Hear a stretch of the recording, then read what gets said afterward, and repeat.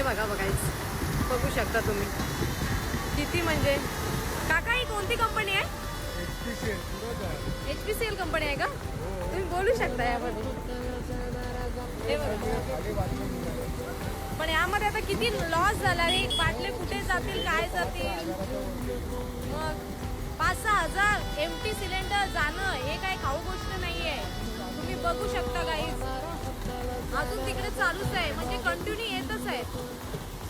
म्हणजे या पावसामुळे किती लॉस झालाय आणि हा पूर्ण नुकसान माणसांना फेडावं लागतं. तुम्ही बघू शकता.